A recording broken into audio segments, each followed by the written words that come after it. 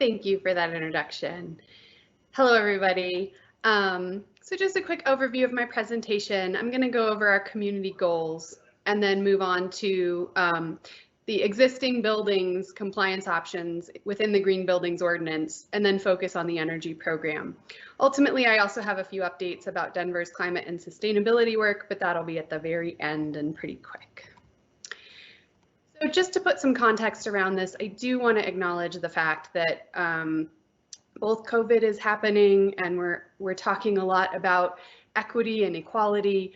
And these are some of Denver's community's goals and priorities. And really our top three are equity, responding to climate change, particularly as we deal with all of these wildfires, as well as ensuring that we're focused on affordability. We obviously have a lot of other goals, but these are ones that we share. And Christy Collins at CPD, who leads the Green Building Ordinance, we work closely together. So I'm focused specifically on the energy program, but we collaborate often. And I want to mention Denver's long-term viability. Really, when we're looking at sustainability, we feel like that's the overlap of social considerations, economic considerations, as well as the environment just generally. Denver has climate goals, and those are that we reduce greenhouse gas emissions 80% by the year 2050. The climate goals are specified in the 80 by 50 Climate Action Plan. And then more recently, we had a Climate Action Task Force process, and there's climate recommendations included within that report that was just released this summer. As far as what the specific goals are for buildings, for existing buildings, we're really looking at using less energy in buildings progressively by 2050, and then also reducing heating emissions 50% by 2040.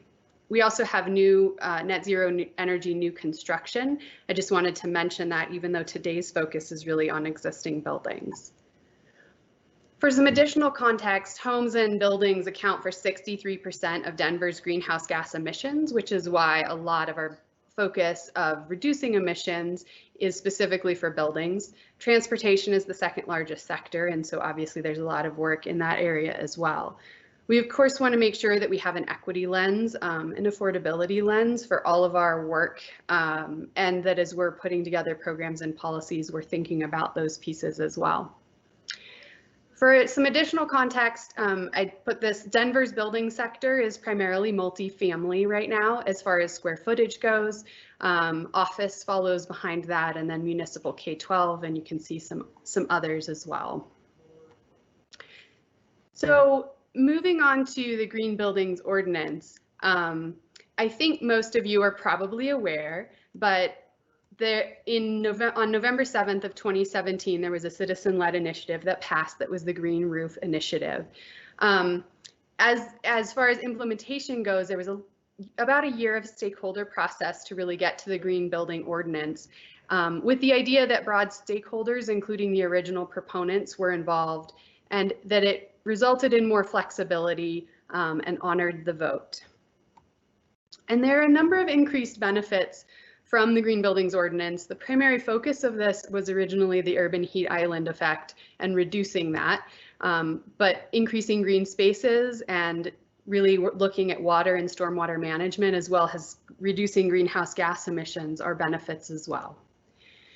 So buildings of 25,000 square feet or more, and it addresses, the Green Building Ordinance addresses new buildings, existing buildings, and additions. So what's required is that buildings over 25,000 square feet install a cool roof, and then pick a compliance option. Christy, in her previous webinars, has really gone over the details of buildings that some buildings only require a cool roof, some only require the compliance option, and you can look at those webinars for additional detail. What I'm going to really focus on today is the existing building option that's the energy program. There's a number of benefits of the energy program, primarily energy efficiency, which ultimately saves money, both upfront potentially, but also then operational savings from energy efficiency. The energy program also helps plan for the future in the sense that there's 5 years which a building has to comply. So they can enroll in the energy program, and then within 5 years need to comply. They can include recent energy savings as well from recent projects. Now, the Green Buildings Ordinance for existing buildings is triggered on a roof replacement. So once that actually happens, a compliance option has to be selected. If the energy program is selected, there's actually options underneath there. So there's 5 options, and they are in detail here. We're going to spend a moment on this slide because this is probably the most meat of this presentation. So at roof replacement, when you're selecting the compliance option and you select the energy program, know that then within 5 years of the enrollment, one of the following has to be met. Now, you don't have to actually select the compliance option that you want to use for the energy program. A building simply needs to comply with one or more potentially of these in order to ensure that they're complying with the energy program. So one of them is an Energy Star score of 85 or higher that's maintained annually. And the other, that's the 2 main options that most people are working on right now are either this Energy Star score option or the EUI, Energy Use Intensity Improvement. And for buildings between 25,000 and 49, and it should be 999 gross floor area, it's a 10% EUI improvement requirement.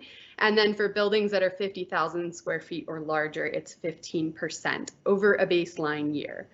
There's also an option to do EUI plus offsite solar. So you have to have offsite solar and prove that essentially you have that contract for offsite solar.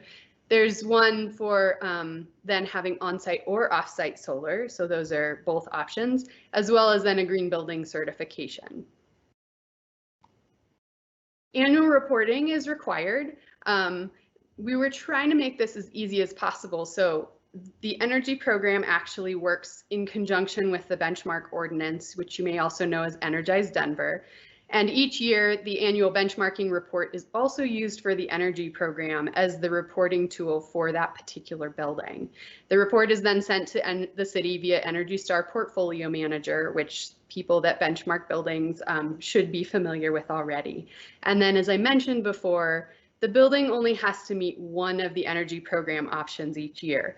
So just to give an example, if the building had an Energy Star score one year of, let's say 85, and then the next year, for some reason, that Energy Star score was 84, but they had, for a 50,000 square foot building, they had a 15% EUI savings, they would still meet the requirements for the energy program.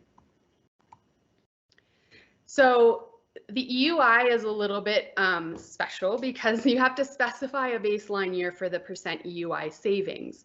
It is a calendar year, so that you're aware. So when you're looking at a baseline year, it's not based on enrollment date, it's based on a January 1st through December 31st calendar year. And that's used for calculating the percent EUI savings. The default year is the prior year to enrollment. So if a building was enrolled this year, the default year would be 2019. But you can specify a baseline year up to 5 years earlier. And the benefit of that is basically if a building, say last year, did a lighting upgrade, they could actually specify the baseline year to be the year before. So if 2019 was the lighting upgrade, the building could choose to have a baseline year of 2018 in order to take advantage of those savings, in which case they may already be meeting the energy program EUI percent savings requirement. And then data is submitted through Energy Star Portfolio Manager for the baseline year, similar to how it would be reported annually. So you'll just have to go through and select that as the baseline year, and you'd send us the data for that year. In a lot of instances, a building might already be compliant with the energy program. So over 400 buildings, when we did some research, already qualify.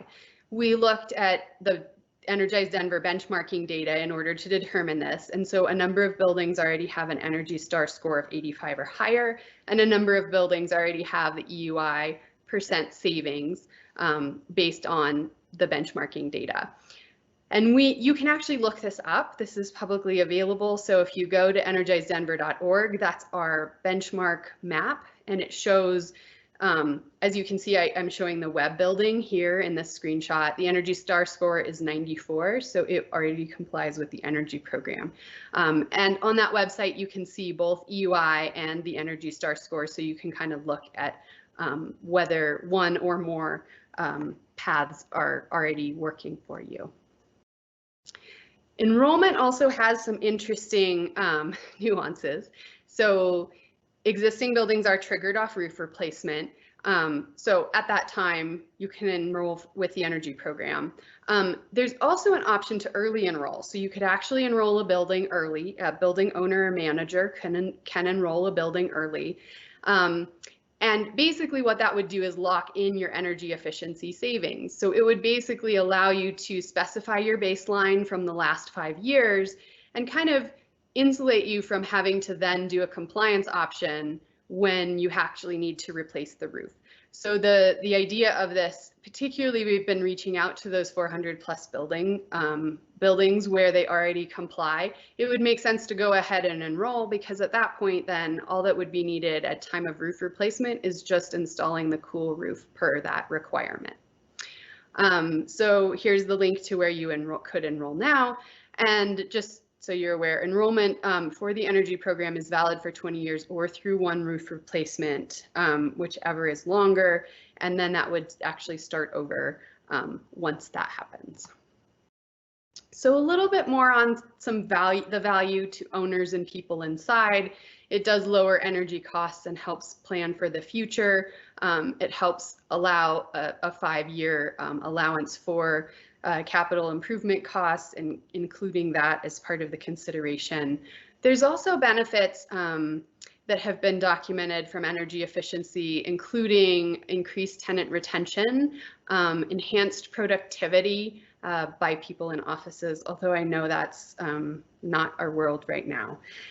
There are health benefits of daylight and enhanced air quality that can come with energy efficiency, as well as increased comfort, particularly when HVAC is addressed.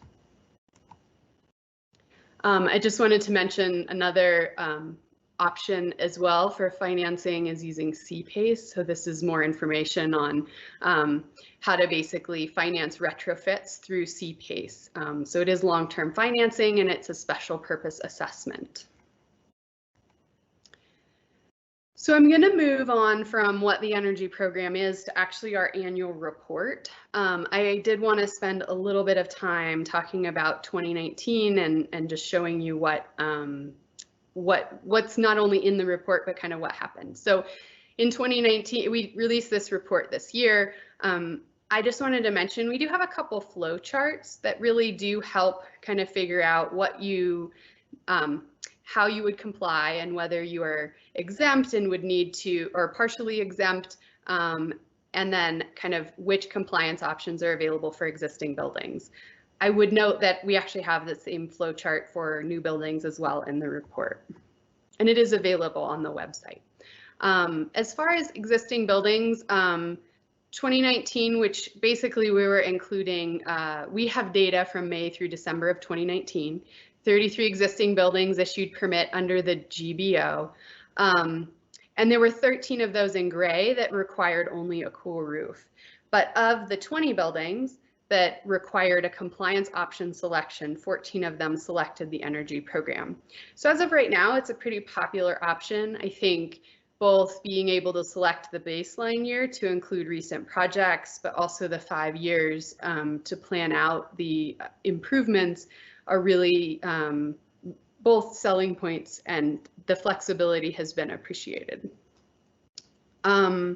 With that, I am going to do a quick update on some of our other work that we're doing here at the Climate Action, the Office of Climate Action, Sustainability and Resiliency on existing buildings, and a little bit on new buildings. So our office oversees these items, and I'm just going to briefly mention benchmarking is complete this year. We did have a delayed date of August 1st due to COVID, and we will be basically looking at the 2019 data and doing data analyzation over the next couple months, and then we'll release that and have that available. So if you're interested to know how buildings performed in 2019, kind of keep your eyes open.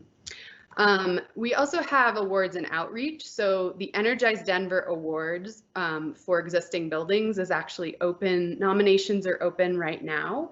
And so if you look up Energize Denver Awards online, you'll be able to see the website for nominations. We did a couple special extra awards this year. One is specifically for COVID and one is for building owners and managers specifically. So please, we would love to recognize people that are really doing good things in this challenging time. I wanted to mention that we do have a smart leasing program as well. It's also known in areas as green leasing, but that is moving forward to really start to talk about bringing energy into the leasing process. And there's a stakeholder group within that is really looking at how that works in the split incentive and talking about how you work on smart leasing and energy efficiency, both building owners and the tenants together. A couple other plans that I just want to note that we're working on right now. For existing buildings, we're working on a building electrification implementation plan. One of the recommendations by the Climate Action Task Force is to work towards reducing greenhouse gas emissions by electrification, and that's under development this year. We are reaching out to stakeholders as well, so if you're interested, please feel free to reach out. The other piece for new buildings, Christy and I are continuing to work on the net zero new buildings, and it does have homes in it as well. Implementation plan, it is under development, and we are going to be having some stakeholder engagement in October. So again, please feel free to reach out if you have questions or want to be more involved with that. We also work specifically with Xcel Energy through a partnership called the Energy Future Collaboration, and that is part of our strategic building electrification. We do have a working group and an ongoing relationship with Xcel to continue to talk about things like electrification, renewable energy and electricity, and just other items, because obviously as we look to make our buildings more energy efficient, that needs to be a close partnership with Xcel. I would say one of the keys to success, particularly for some of these plans, are really learning lessons from other cities, but also a robust stakeholder process. So we continue to want to have community input, both technical community input from things like our Energize Denver advisory group, but also general input. And so we would love to hear from you if you want to get involved. And I just wanted to list, if you want more, we have a number of different, obviously have this webinar series. There's newsletters available from CPD and as well as from Energize Denver. And then these are our plans and reports that are all publicly available. And then this is me. You can reach me at my email, or that's my cell phone number, because the office number is a little slower way to get in touch with me. So please feel free to call me on my cell.